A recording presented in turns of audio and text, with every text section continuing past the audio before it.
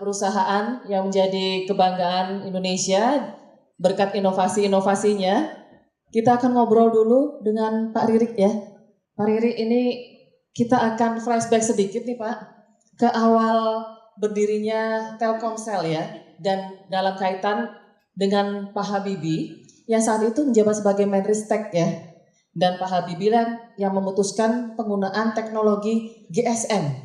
Saat itu masih 2G ya Pak ya, sekarang sudah 4G. Oke. Bisa diceritakan Pak Ririk? Baik, terima kasih. Jadi selain dengan pesawat, sebenarnya Pak Habibie ini juga tidak bisa dipisahkan dengan industri seluler, khususnya kelahiran Telkomsel. Jadi pada saat itu di awal tahun 90-an, Telkomsel, waktu itu Telkomsel, jadi kita Telkom mengawali uji coba teknologi seluler di Pulau Batam. Gitu, ya. Yeah. Nah setelah itu berhasil, kemudian diputuskan untuk dikembangkan juga ke daerah lain, dan untuk itulah kemudian pada tanggal 26 Mei 1995 lahirlah PT Telkomsel, dan dalam peresmiannya pertama kali yang menggunakan kartu halo adalah Pak Habibie. Jadi kartu halo pertama ya. Nah kemudian Pak Habibie masih ingat ya Pak ya? Nah kira-kira 15 tahun kemudian lah kira-kira ya, saya lupa persisnya. Beliau ini, Pak Habibie juga menjadi pelanggan Telkomsel yang ke 100 juta. Oh ya, jadi, Pak Habibie pelanggan Telkomsel ke 100 juta? Ya. Oke. Semoga nanti beliau masih sehat pada saat pelanggan Telkomsel 200 juta. Oke. Jadi ya kira-kira itu, jadi ya Pak Habibie juga tidak terbiasa dengan Telkomsel. Sejak sangat awal berdirinya. Awal ya, GSM ya. Karena sebelumnya memang teknologinya bukan GSM saat itu ya Pak? Saat itu masih AMPS. AMPS ya. Jadi ini peralihan. Oke. Sementara sekarang semakin berkembang ya. Saya kan udah dari 2G, kemudian pada saat beliau dulu meresmikan masih 2G, kemudian sekarang udah 3G, dan terakhir ini adalah 4G.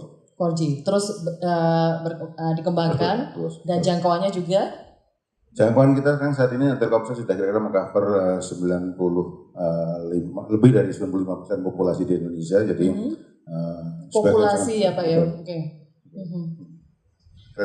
Oke, terima kasih luar biasa. Kita beri plus untuk Pak Ririk dari inovasinya yang diinspirasi oleh Bapak Habibie di tahun 95 ya Pak Ririk ya. Oke, berikutnya kita ke sebelahnya ini ada Pak Handianto dari Batik Keris ya. Nah kalau Batik Keris ini benar-benar menggali Pak kekayaan dan budaya Indonesia, khususnya batik. Nah Batik Keris ini memiliki program pemberdayaan UKM ya, jadi Batik Keris membina ya Pak Andi ya UKM agar produknya setara dengan yang dihasilkan oleh Batik Keris. Nah ini luar biasa karena mendorong terjadinya transfer teknologi ya Pak ya.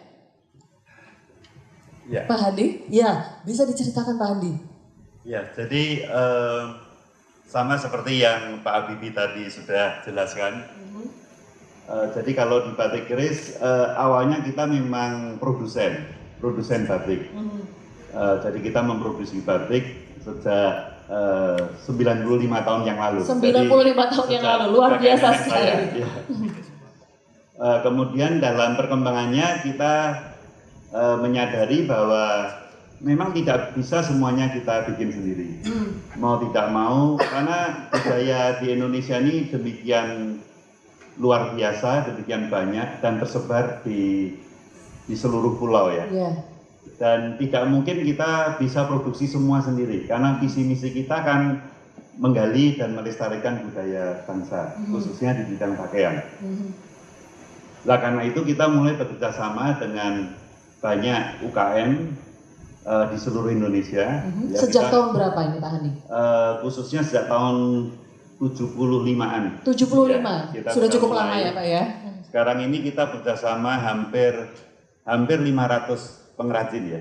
Pengrajin ya, bukan UKM di daerah Solo dan Jogja aja, di mana kita asalnya dari Solo, tapi juga di Bali, di luar pulau juga ada. Dan kita memasarkannya di gerai-gerai kita, terutama di mall-mall ya. Bandara Karena juga ya Pak kita ya. juga melihat trennya customer sekarang terutama generasi muda kan ke mall. Lalu kita juga berusaha meningkatkan standar kualitas supaya tidak kalah dengan handicraft yang atau fashion yang bikinan dari luar negeri.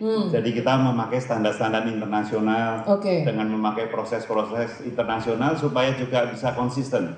Salah satu kelemahan dari UKM adalah jikalau produksinya sudah banyak, seringkali naik turun kualitasnya. Ya, tidak stabil itu, ya Pak ya. Itu membutuhkan teknologi untuk supaya konsisten dari waktu ke waktu dan meningkat kualitasnya. Bagaimana itu Pak menjaga mutu tadi? Karena kan memang itu seperti dihadapi oleh berbagai industri di Indonesia ya. Kalau sudah semakin besar produksinya, semakin massal, kemudian nanti standar dan kualitasnya kadang menurun itu. Bagaimana Bapak mengajarkan kepada binaan-binaannya untuk tetap memelihara standar itu?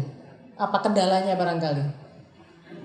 Ya kalau bahasa Jawanya itu kita harus mententeng gitu.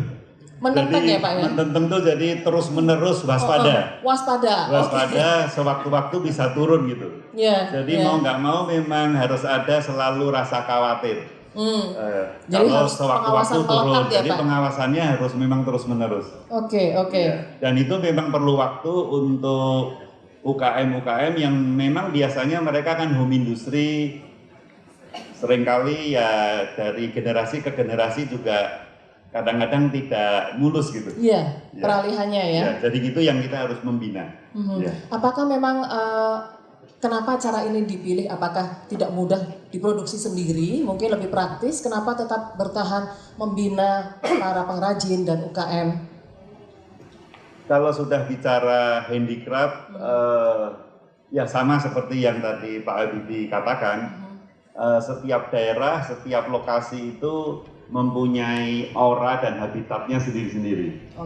Jadi misalnya kalau saya mau membuat bebek-bebek yang khas Bali gitu ya, mungkin orangnya saya bawa ke Solo, bahannya sama, belum tentu bisa gitu, belum tentu bisa sebagus seperti kalau dia buat di desanya di Bali sana.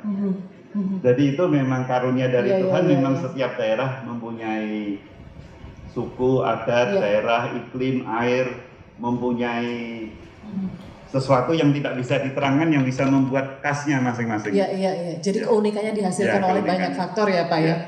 Luar biasa sekali. Pasti banyak bapak-bapak, ibu-ibu di sini yang pasti pengguna teknologi ya, baik gadget maupun perlengkapan rumah tangga. Tidak asing dengan Samsung, khususnya inovasi di bidang handset telepon ya, Pak Alfred ya. Memang cukup galak nih inovasi yang dilakukan oleh Samsung. Ini seperti apa Pak Alfred? Sepenting apa inovasi di mata Samsung? Well, seperti tadi yang Pak Habibie bilang, Samsung sebenarnya juga seperti janin. Maaf ya Pak Habibie, saya ngomong ini ya. Janin itu mempunyai informasi, mempunyai dampak berkembang. Samsung hadir di Indonesia udah lebih dari 20 tahun. 20 tahun ya? R&D sendiri itu baru lahir 4 tahun untuk software. Kenapa dibuat? Kenapa inovasi itu ada? Sebenarnya yang kita mesti lihat kepada diri manusia sendiri. Teknologi itu kita nggak bisa hindarin. Social impact dari teknologi itu terlahir juga kena ke kita semua. Sekarang kalau misalnya lihat di mall-mall, orang jalan lebih megang handphonenya daripada tangan istrinya atau tangan pasangan. Karena tangan istrinya pegang handphone juga kan. Satu. Orang lebih sering megang handphonenya daripada megang dompetnya. Karena semua informasi itu sekarang bisa dalam bentuk digital. Dan karena teknologi itu dibuat mempermudah hidup. Gimana caranya? Intelligence. Tentu kembali ke awalnya, which is rootnya itu adalah siapa yang buat. Karena teknologi itu dibuat untuk dekat dengan penggunanya. Nah, kita juga sadar dari Samsung gimana cara kita untuk membuat lokal, untuk localize dalam hal konten, dalam hal service. Nah, teknologi itu juga karena kita untuk membuat lokal, kita harus mendidik. Mendidik baik yang membuat, which is adalah engineer-nya, ataupun untuk masyarakatnya dalam bentuk edukasi. Nah, hal itu tersebut itu adalah bentuk journey ya. Jadi saya juga mengutip kata-kata Pak Habibie juga, it's a long march, it's a evolution. Karena R&D itu bukan something yang magic jadi pada saat itu. No, kita belajar dari kegagalan. Ya, untuk menuju itu ya kita harus membangun dari pendidikan, dari masyarakat. R&D ini sudah 4 tahun ya Pak Alfred ya. Dan ini kabarnya yang pertama ya Pak Alfred dimiliki oleh Samsung. Jadi hanya Samsung Indonesia yang memiliki R&D software khusus ya, luar biasa sekali. Dan apa Pak, ini konten-konten lokal barangkali atau apapun yang dilakukan Samsung untuk membuat produk Samsung ini lebih bisa diterima oleh masyarakat Indonesia khususnya, karena Samsung kan Korea banget gitu ya Pak Alfred ya. Bagaimana membuat Samsung ini lebih Indonesia? Saya rasa kalau dibilang Samsung itu Korea dong karena namanya, tapi Samsung is a global bagi saya ya. Karena dan saya lihat ini untuk Indonesia, di factory sendiri yang ada di Indonesia, kita trying to be localized dengan R&D, dengan local content-nya juga. Sebenarnya konten itu banyak masyarakat Indonesia yang itu udah ngebuat localized service. Ada 3 hal, mereka bingung. 1, cara memonetize-nya. Kedua, cara untuk membuatnya juga, mengadaptasinya. Dan ketiga, cara untuk memakainya. Kenapa saya bilang untuk memakai juga? Edukasi di Indonesia itu penyebarannya saya rasa masih terbatas ya. Belum merata barangkali ya. Nah itu saya rasa makanya tugas untuk kita bersama. Baik dari seperti yang hari itu bilang, itu adalah evolusi di setiap daerah.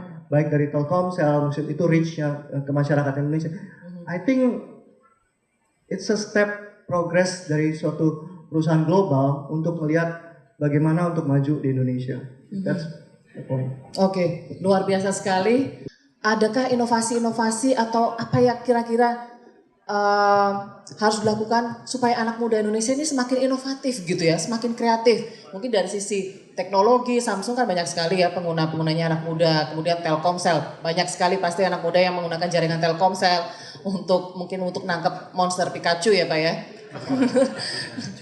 Apa saja nih? Mungkin mulai dari Pak Riri dulu. Baik, terima kasih. Jadi ada beberapa poin yang bisa saya sampaikan. Yang pertama mungkin dari segi network kita terus berevolusi dari 2G, 3G, kemudian 4G, dan pada saatnya dia adalah menjadi mungkin 5G gitu ya. Begitu sudah tersedia. Berapa lama lagi Pak kira-kira jadi 5G? Mungkin di sekitar tahun 2020-an. 2020 ya, oke. Saya handphone saya 4G aja belum Pak, sabar dulu. Nah kemudian yang kedua adalah gini, secara coverage atau jangkauan, cakupan, itu kita terus kembangkan. Jadi tadi kan sudah lebih dari 95%. Itu kita kembangkan nggak hanya di kota-kota tapi juga sampai ke daerah pelosok, sampai ke perbatasan. Nah, mungkin kalau bapak ibu yang tinggal di Jakarta tidak terlalu terasa gitu, artinya ya biasalah ada karena jaringannya paling bagus ya di ibu kota ya. Tapi di daerah-daerah sana, salah satu yang terakhir terjadi adalah di salah satu daerah di Papua yang kebetulan dikunjungi Pak Jokowi. Itu kalau mau ngirim SMS, itu dia harus dikasihkan, jadi tulis SMS-nya, di-send gitu, belum bisa terkirim langsung karena di daerah itu, di titik itu nggak ada sinyal. Tidak ada sinyal. Kemudian dititipin ke nelayan. Titip nelayan Pak? Titip nelayan, nelayan melaut di satu titik di laut itu kebetulan nggak tahu, karena mungkin ada sekleteran atau apa, itu baru terkirim. Kemudian dapat balasan, nelayan kembali lagi. Nah, tadi pada ngambulin handphone beberapa yang titip nelayan itu. Jadi sampai sejauh itu gitu ya. Jadi sangat banyak saudara kita yang masih belum bisa merasakan apa yang kita rasakan di sini. Nah yang ketiga adalah kita juga mengembangkan karena ada network, ada jaringan, tapi kan kita juga perlu aplikasinya gitu ya. Jadi beberapa kita kembangkan, kita mengadakan kalau tadi dengan anak muda tadi kita ada namanya Next Dev, program Next Dev itu kita kembangkan semacam kompetisi aplikasi yang temanya setiap tahun berubah. Kita membuka pendaftaran untuk kira-kira ada 400-500 perusahaan atau kelompok anak-anak yang kemudian dia dilombakan, dikompetisikan aplikasi yang dibuat. Ini kita lakukan di berbagai kota, dari sekitar 20 kota. Nah kemudian kita pilih 3 terbaik yang kemudian kita anak-anak muda ya? Kita anak muda. Atau besar juga startup Pak? Ya betul lah startup itu. Nah nanti yang 3 ini yang kemudian kita fasilitasi untuk berkunjung atau belajar di berbagai perusahaan besar, salah satunya di Samsung. Jadi kita harapkan inilah yang nanti akan men-trigger kegiatan sejenis yang saya rasa itu sangat baik. Nah yang berikutnya juga yang mungkin saya share adalah gini. Di Indonesia ini ada kira-kira 300 juta pelanggan seluler, tapi baru ada kira-kira 60 juta rekening bank. Artinya apa? Yeah. Banyak orang atau saudara kita yang karena suatu hal itu unbankable. Jadi unbankable itu bisa karena dia sangat di remote gitu ya, tinggalnya sehingga belum ada perbankan tradisional yang menjangkau mereka. Tapi bisa juga karena pola hidup mereka yang mungkin small denomination, jadi polanya receh lah. Jadi bank yang biasa tidak berminat untuk menyasar segmen itu. Nah itu yang kita kembangkan namanya T-Cash. Ada semacam ya, Pak, ya? T-Cash. Okay. T-Cash, nah itu kita kembangkan. Tidak itu sebagai untuk financial services, itu tidak hanya sekedar untuk payment, tapi juga untuk berbagai layanan lain termasuk financial inclusion. Sehingga dengan T-Cash inilah kita kerjasama dengan perbankan, kita bisa memberikan layanan perbankan untuk event daerah yang sangat terpencil yang selama ini belum terjangkau. Nah dan yang juga nanti akan bermanfaat adalah bisa menjadi platform alternatif untuk bagi pemerintah untuk mendistribusikan bantuan. Jadi kalau selama ini bantuan BLT maupun bantuan pangan itu distribusikan melalui titik-titik yang jumlahnya relatif terbatas. Bayangkan orang yang nerima 500.000 misalnya ya, dia harus spending 200.000, pergi berjam-jam dari rumahnya, antri berjam-jam. Nah dengan platform ini nantinya itu diharapkan dia langsung instantly terima bantuan itu baik dalam bentuk cash maupun dalam bentuk non cash berupa voucher untuk membeli sembako misalnya. Nah itu yang sudah kita uji coba dan akan terus kita uji coba sampai mungkin insya Allah tahun depan bisa siap operasional untuk menjangkau seluruh masyarakat Indonesia yang memang berhak menerima bantuan. Pak Handi, ya mungkin inovasi-inovasi yang menyasar anak muda, mungkin gimana Pak perkembangan kalau batik, ketertarikan anak muda sama batik? Atau pengusaha-pengusaha binaan tadi sangat terbatas sama generasi-generasi yang sudah relatif tua atau banyak anak muda juga yang tertarik? Jadi saya kira saat ini di Indonesia mencintai produk khas Indonesia sudah directionnya sudah benar gitu. Jadi kalau dulu kan memang seperti barang-barang tradisional seperti batik atau handicraft itu kan dianggap sebagai kuno lah, jadul gitu ya. Jadul ya Pak. Gitu. Hanya untuk kondangan aja atau apa gitu. Tapi kalau sekarang memang dengan dengan batik sudah diakui secara internasional, kemudian dari pemerintah juga mempromosikan batik, dari BUMN juga mengharuskan awalnya. Lama-kelamaan karena awalnya memang dipaksa-paksa sedikit ya. Tapi lama-kelamaan akhirnya sekarang pada mencintai semua produk Indonesia, batik, ikat, lurik dan sebagainya. Juga produk-produk handicraft ya, upholstery dan sebagainya yang sering dipakai untuk interior di hotel-hotel berbintang, di office-office internasional juga sudah memulai.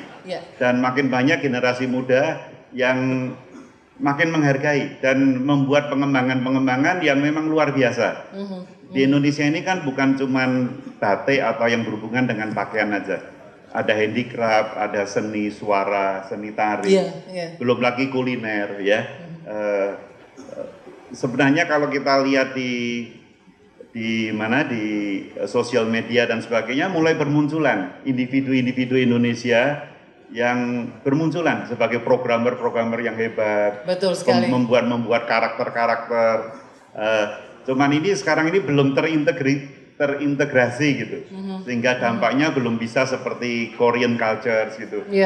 Sporadis gitu ya Pak ya. Dengan adanya teknologi seperti dari Samsung dan itu kan banyak orang yang selfie, lalu orang ingin kepingin nyobain kopi yang bukan kopi internasional, maksudnya kopi luwak tradisional ya. Jadi saya kira itu sangat membantu ya, teknologi sangat membantu orang untuk pengen tahu dan ingin berpetualang untuk ngicipin gitu. Justru teknologi membantu keingintahuan untuk berpetualang di Ya. lokasi Dan di begitu Indonesia sendiri ya. begitu marketnya terbentuk, seniman-seniman Indonesia apapun itu, Oke. apakah itu chef, juru masak, pembuat bakery, jajan pasar atau apa, pasti bermunculan semua. Ya, makin eksis ya Pak ya. Makin eksis. Oke, Ya, Pak terima Alfred, kasih. silakan Pak Alfred. Terima kasih. Saya cuma mau nambahin dikit aja. Secara statistik, Indonesia average age itu sekitar 26-27 tahun. Bagi saya, again seperti kata Pak Habibie, golden age ya Pak ya. Adalah golden age. Di mana kita adalah bangsa yang produktif. Ya, di mana kita adalah bangsa yang dimana saya rasa nggak boleh kalah sama negara tetangga, which is adalah Singapura ataupun Malaysia ataupun ya menjadi salah satu negara penopang di ASEAN. Melihat hal tersebut, salah satu hal yang nyata seperti yang tadi saya sampaikan, segala sesuatu menjadi digital, baik itu sosio digital, sosial, kenalan melalui messenger, kenalan melalui sosial media. Sekarang di sini siapa yang nggak punya Facebook? Ya, masih banyak mungkin. Saya sendiri juga baru punya Facebook. Tapi yang jelas semua reinteraksi melalui dunia maya, baik secara infrastruktur dari pihak Telkomsel ataupun pihak-pihak provider lain. Mereka mencoba menjadi jembatan. Nah, device itu menjadi satu lifestyle. Kebudayaan menjadi satu lifestyle penumpang untuk lebih dikenal. Tapi beyond itu apa yang dari Samsung yang kita lakukan, salah satunya adalah kita harus mendidik juga. Karena gimana kita bisa memperkenalkan budaya tersebut kalau misal informasinya untuk mempergunakan teknologinya itu juga tidak sampai. Salah satu karya nyata yang kita lakukan, salah satunya adalah beberapa waktu yang lalu kita kerjasama dengan pihak pemerintah, Backcraft, Badan Ekonomi Alternatif, di mana kita membuat karya bangsa terutama yang berhubungan dengan teknologi Tizen, which is adalah teknologi gimana Samsung berintegrasi bukan hanya smartphone, tapi untuk device consumer elektronik lainnya, seperti TV yang lain-lain. Which is di Jogja kemarin kita successful gather sekitar 1.000 di Jogja aja, sekitar 1.000 developer hanya untuk Yogyakarta. Tapi kalau kita bikin untuk seluruh Indonesia, saya rasa kita gak kalah sama negara-negara ASEAN yang lain. Dan itu salah satu saya rasa inovasi yang kita harus kembangkan.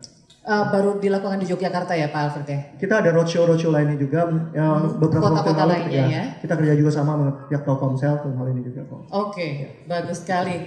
Baik, terima kasih banyak sudah berbagi bersama kami semua di sini, Pak Riri, Pak Hadianto, dan Pak Alfred. Tepuk tangan sekali lagi untuk inovasi-inovasi yang dilakukan oleh Telkomsel, Batik Keris, dan juga Samsung.